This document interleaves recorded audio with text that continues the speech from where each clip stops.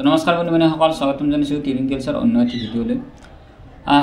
আজি আপোনালোকে গম পাই আছে যোৱা 18 তাৰিখে অসম প্ৰদেশ কংগ্ৰেছ কমিটিৰ নেতৃত্বত প্ৰতিবাদী কাৰ্যসূচী হৈছিল।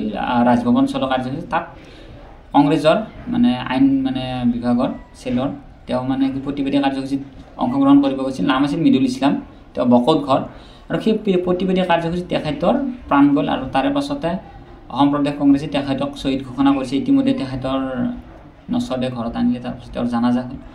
তাৰে পাছত যিখিনি কাৰ্যসূচী হ'ল আপোনালোকে সকলোৱে জানে কেনেকুৱা এটা অপ্ৰীতিকৰ কাৰ্য সৃষ্টি হ'ল অসমত। অসম পুলিচে আনকি প্ৰতিবাদকাৰীকো কি কৰিছে, কামুৰিছে। ছোৱালীৰ ড্ৰেছ ফালি দিয়া হ'ল, টানি এজুৰি। তাৰে পাছত অসম প্ৰদেশ যুৱ কংগ্ৰেছৰ সভাপতি জুবেৰ আহমেদ তেখেতক টানি টানি লৈ যোৱা হ'ল। অসমত এনেকুৱা এটা কিহৰ কাৰণে এনেকুৱা এটা ব্যৱস্থা হৈছে আৰু ইয়াৰ উত্তৰ কোনে দিব? ইয়াক লৈ বিভিন্নজনে বিভিন্ন ধৰণৰ মন্তব্য কৰিছে। অসম প্ৰদেশ মহিলা কংগ্ৰেছৰ সভানেত্ৰী মীৰা বৰঠাকুৰ তেখেতে কিছুমান কথা কৈছে, আপোনালোকে চাই লওক। শৰ্মা এজন সৰ্বকালৰ ব্যৰ্থ অৰ্থনৈতিক পৰিকল্পনা নজনা এজন, অকল ধাৰ আৰু সুদৰ ওপৰত চলি থকা এজন মুখ্যমন্ত্ৰী। তেখেতকো ৰাজনৈতিকভাৱে নাকি লগাবৰ কাৰণে যিহেতুকে তেওঁ কোনো প্ৰতিবাদৰ ভাষা বুজি নাপায়। আজিৰ তাৰিখত তেওঁ কোনো প্ৰতিবাদ নাই। স্বচ্ছলত যাওক প্ৰতিবাদ, দিব্যাংগসকলৰ প্ৰতিবাদ, অপ্ৰাদেশিক শিক্ষকসকলৰ প্ৰতিবাদ, শিক্ষকসকলৰ প্ৰতিবাদ, কলেজ শিক্ষকৰ প্ৰতিবাদ, ওলা উবেৰ ৰিক্সা যিমান সংগঠন দল অনুষ্ঠান আছে সকলোৰে প্ৰতিবাদ। সেইকাৰণে আমি ৰাজভৱনলৈ আহিছোঁ যে এইজন ব্যৰ্থ মুখ্যমন্ত্ৰীক ৰাজনৈতিকভাৱে নাকি লগাবলৈ হ'লে এটা সাংবিধানিক পষ্টত আমি তেওঁলোকৰ ওচৰত এইটো আমি প্ৰতিবেদন দিব লাগিব। আমি আজি আহিছোঁ, মোৰ বিশ্বাস গভৰ্ণৰে নিৰপেক্ষ ভূমিকা পালন কৰি এই কথাবিলাক ওপৰলৈ প্ৰেৰণ কৰিব। ঋণৰ কথা ওলালে, এই ঋণৰ কথা ওলালে মুখ্যমন্ত্ৰীকে ধৰি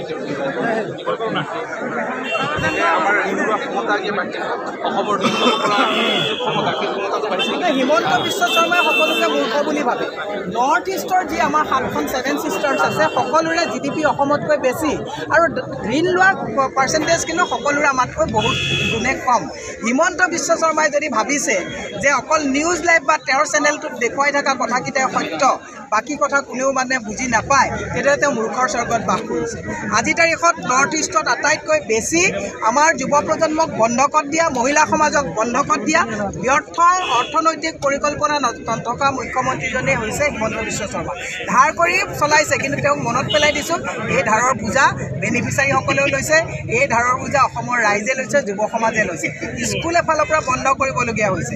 সেইকাৰণে হিমন্ত বিশ্ব শৰ্মাই যেতিয়া প্ৰতিবাদ দেখা নাপায়, তেওঁ একচকীয়া হৈ গৈছে, এটা চকুৰে দেখে বাকী নেদেখে। গতিকে আমি গভৰ্ণৰক কৈছোঁ যে আমাৰ প্ৰতিবাদবিলাক আপুনি সাংবিধানিকভাৱে পষ্টত যিহেতুকে আছে আপুনি এইটো পদক্ষেপ লোৱাটো আমি বিচাৰিছোঁ। তো আপোনালোকে চালে মীৰা বৰঠাকুৰ গোস্বামীয়ে কেনেকুৱা কথাখিনি কৈছে।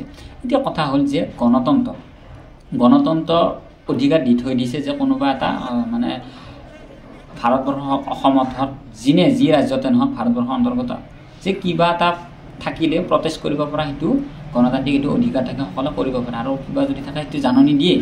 আৰু অসম পুলিচে কৈছে এনেকুৱা কোনো ধৰণৰ কথা কোৱা নাই।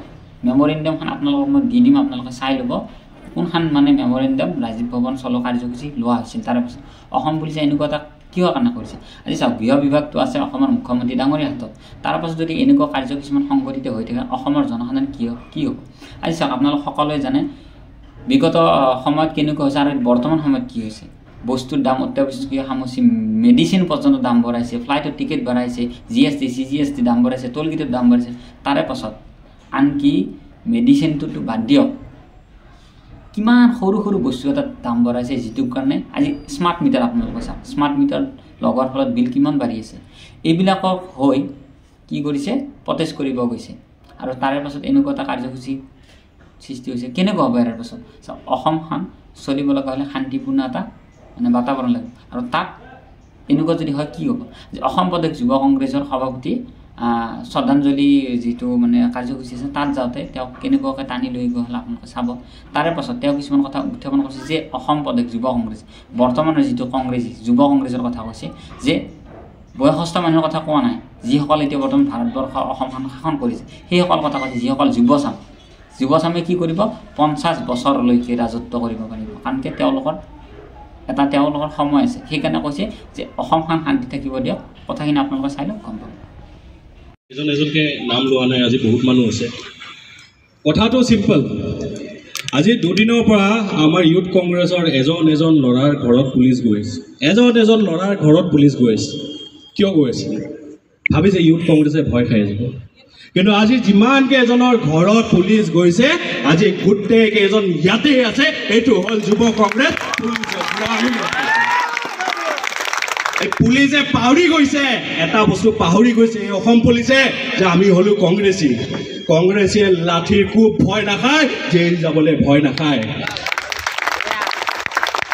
আমাৰ প্ৰেচিডেণ্টক, আমাৰ নেশ্যনেল প্ৰেচিডেণ্টক, আজি আমাৰ নেশ্যনেল প্ৰেচিডেণ্টক আটক কৰি থৈছে। ইয়াতকৈ বেছি লাজৰ কথা একো নাই। আজি আমাৰ ইয়াতে প্ৰটেষ্টৰ কথা নাছিলে, কোনো আন্দোলনৰ কথা নাছিলে। আজি ইয়াতে আমাৰ সৰ্বধৰ্মৰ এটা প্ৰাৰ্থনাৰ কাৰণে আছিলে। এই মানুহজন ইমান দূৰৰ পৰা প্ৰাৰ্থনা কৰিবলৈ অসমলৈ আহিছে, আৰু অসম পুলিচে তেওঁক ৰখাই থৈ দিছে। এইটো অকল কংগ্ৰেছৰ কাৰণে নহয়, গোটেই অসমবাসীৰ কাৰণে এটা লাজৰ কথা। এই পৰম্পৰা কিন্তু অসমৰ মানুহৰ নাই। আজি এই বস্তুটোত এটা বস্তু কি ফাইনেল হ'ল, যে এই চৰকাৰখনে ভয় খাইছে। আজি ভয় খাইছে, সেইকাৰণে আজি পুলিচ পঠাইছে। এটা কথা আছে নহয়, যে जब जब मोदी डरता है, जब मोदी डरता है, जब हिमंत डरता है,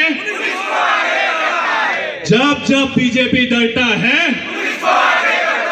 और ये सिस्टेम आजिও চলি আছে।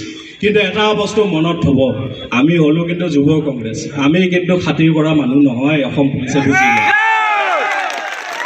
আজি আমাৰ আন্দোলনৰ কোনো কথা নাছিলে, কিন্তু পুলিচে কৈছে আন্দোলন নহ'ব, চৰকাৰে কৈছে আন্দোলন নহ'ব, তেতিয়া আন্দোলন হ'বই। আৰু যুৱ কংগ্ৰেছ যেতিয়ালৈ আছে, এই অসম পুলিচে বুজি লওক, এই চৰকাৰে বুজি লওক, আমি কিন্তু খাতিৰ নকৰোঁ। যিমানবাৰ মানা কৰিব, আমি ডাবল প্ৰটেষ্ট কৰিম। যুৱ কংগ্ৰেছৰ হিষ্ট্ৰী পাহৰি নাযাব। যুৱ কংগ্ৰেছ আজি যাৰ পৰা অৰ্ডাৰবোৰ আপোনালোকে পাই আছে, সেইকেইজনো কিন্তু যুৱ কংগ্ৰেছৰে প্ৰডাক্ট, পাহৰি নাযাব। আৰু লগতে আৰু এটা বস্তু কৈ দিওঁ, এই যোনকেইজন ল'ৰাক আপোনালোকে থানাত থিয় কৰাই থৈছে, সেইকেইজন ল'ৰা কিন্তু কালি যেতিয়া থানাত যাব, আপোনালোকো কিন্তু থিয় হ'ব লাগিব। এইটো হ'ল যুৱ কংগ্ৰেছৰ হিষ্ট্ৰী।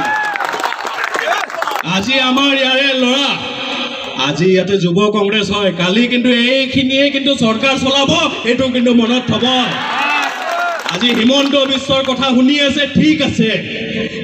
আজি হিমন্ত বিশ্বৰ কথা শুনি আছে, কিন্তু মনত থব, হিমন্ত বিশ্বৰ লগত যদি আৰু 20 বছৰ ৰাজনীতিৰ সময় আছে, যুৱ কংগ্ৰেছৰ কিন্তু মিনিমাম 50 বছৰ আছো। আজি কৰা আমাৰ নেশ্যনেল প্ৰেচিডেণ্টৰ লগত অপমান, আমিও কিন্তু মনত থম। যোনকেইজন পুলিচে আহি নেশ্যনেল প্ৰেচিডেণ্টক ফোন কাঢ়িছে, যোনকেইজন আৰক্ষী আহি নেশ্যনেল প্ৰেচিডেণ্টক আটক কৰিছে, আমিও কিন্তু মনত থম, পাহৰি আমিও নাযাওঁ। আৰু মনত থব, পলিটিকেল ফিল্ডত, এই অসমৰ ৰাজনীতিত আমি যুৱ কংগ্ৰেছ ইমান ইজিলি হেৰাই নাযাওঁ। আমিয়ে থাকিম কালি পৰহি, পাহৰি নাযাব। আজি এই আমাৰ মিৰুল ইছলাম শ্বহীদ হ'ল যে, আজি তেওঁ কি তেওঁৰ বাৰ্থডে খাব গৈছিলে নেকি? আজি কি কৰিব গৈছিলে?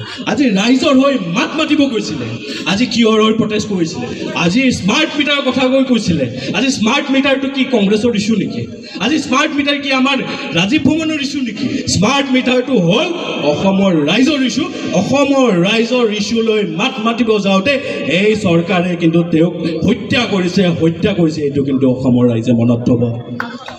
আজি আমি বহুত বেছি দীঘলীয়া নকৰোঁ, আমি শান্তিপূৰ্ণভাৱে আমি এতিয়া স্মাৰক পত্ৰ দিব মেম'ৰেণ্ডাম দিব যাম। পুলিচে যাতে আমাক নৰখায়। যদি বিজেপি যাব পাৰে, তে কংগ্ৰেছো যাব পাৰিব। আমি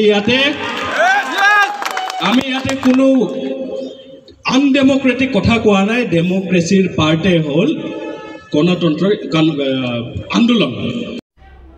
তো আজি ভিডিওটো দেখি নাছিল, আশা কৰোঁ আপোনালোকে ভিডিওটো চাই ভাল পাব। যদি ভিডিওটো ভাল লাগে, তেতিয়া লাইক, কমেণ্ট, শ্বেয়াৰ কৰিব, নজনালে ছাবস্ক্ৰাইব কৰি। অহা ভিডিঅ'ত পুনৰ লগ পাম। ধন্যবাদ। জয়।